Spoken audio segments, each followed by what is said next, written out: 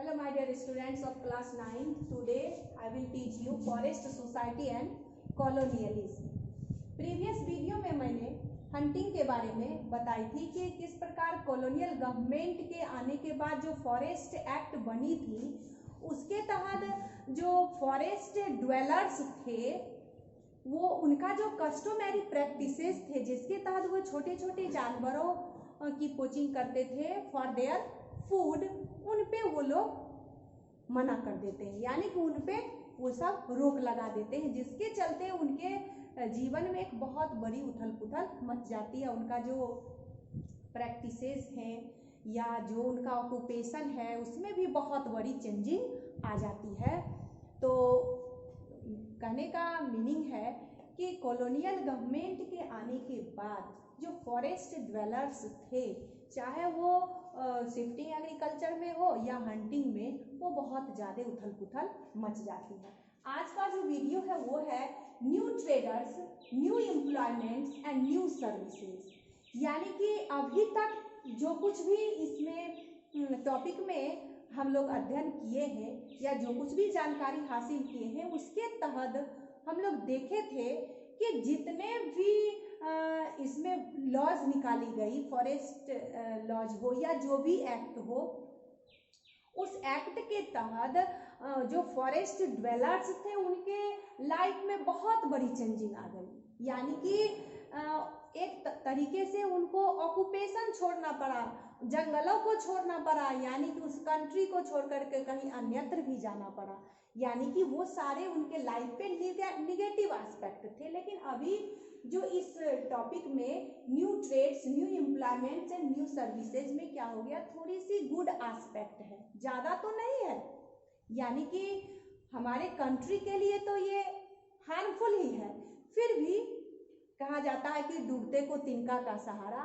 तो जो forest dwellers थे जो कि अपने ऑक्यूपेशन से अलग चले गए थे, तो उन सारे ड्वेलर्स को या ट्राइबल्स को कुछ थोड़ी सी काम मिल जाती है, वर्क मिल जाती है, यानी कि वो सब नए नए छोटे मोटे जंगलों में जो ट्रेडिंग की काम होती थी उसमें वो लोग अपना काम शुरू किया। अब जैसे कि some opportunity open up in trade में कुछ अपॉर्चुनिटी को देखा गया। Many communities left their traditional occupation, अब उनका जो ट्रेडिशनल ऑक्यूपेशन था वो सारे ट्रेडिशनल ऑक्यूपेशन को वो लोग बंद करना पड़ा and started trading in forest product. अब फॉरेस्ट प्रोडक्ट की जो ट्रेडिंग होती थी उस ट्रेडिंग में, जैसे कि मान लीजिए किन्हीं कॉलोनियल गवर्नमेंट को या ट्रेडर को तेंदू पत्ते को लाना है जंगलों से, तो वो तो खुद नहीं जाएंगे ट्रेडर जंगलों में उस पत्ते को चुनने के लिए या कलेक्ट करने के लिए, तो वो ट्राइबल्स ही या फॉरेस्ट ड्वेलर्स ही वो सारे पत्ते को कलेक्ट करके ट्रेडर्स को दे देते थे। तो ये छोटे मोटे, और उसके बदले उनको कुछ दाम मिल जाता होगा। तो ये इनकी जो थोड़ी सी एम्प्लॉयमेंट देखी गई, ये थोड़ा सा पॉजिटिव एस्पेक्ट है। तो अब ये फॉरेस्ट प्रोडक्ट में तो बहुत सारे फॉरेस्ट प्रोडक्ट्स हैं जिनकी ट्रेडिंग शुरू हो गई।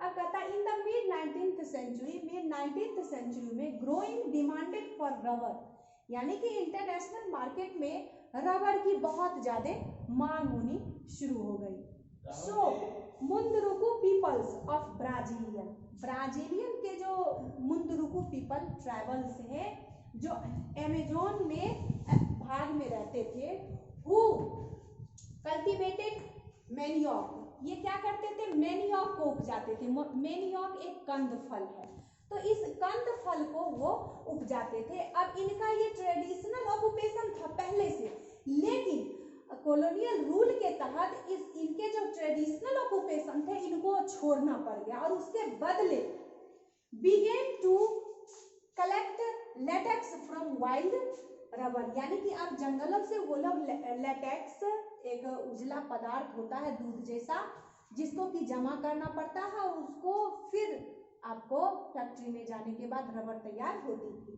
तो ये collect latex from wild rubber, इससे वो लोग अपना, उनका जो ट्रेडिशनल ऑक्यूपेशन था मैनियोक, जो कंद फल लोग कल्टीवेट करते थे, उनको वो सब छोड़ दिए और इसके बदले यानी कि ट्रेडिंग में या फॉरेस्ट प्रोडक्ट्स के रूप में लेटेक्स हो गया, इसको ये लोग कलेक्ट करके ट्रेडर को देना, यानी कि फॉर सप्लाइंग ट्रेडर्स को देना शुरू कर दिए। तो इनका एक एम्प्लॉयमेंट का एक नया दौर यानी ऑक्यूपेशन जो वो बदल दिए थे, इसको एक जीने का एक जरिया मिल गया। कहता है सम बंजारा ट्रेवल्स या आदिवासी communities collected elephants and other goods like hide, horn, silk, cocoons, ivory, bamboo, species, fibers, grasses and gums, relics। यानी कि ये सारे जो फॉरेस्ट प्रोडक्ट्स थे, ये सारे फॉरेस्ट प्रोडक्ट्स को वो कलेक्ट करते जाते थे और ट्रेडर को देते जाते थे और उनके बदले उनको कुछ पैसा मिलते जाता था। तो उनका एक ट्रेड के काम में वो लोग लग गए थे, यानी कि एक नए ट्रेड का एक नया दौर, नया सिलसिला शुरू हो गया था।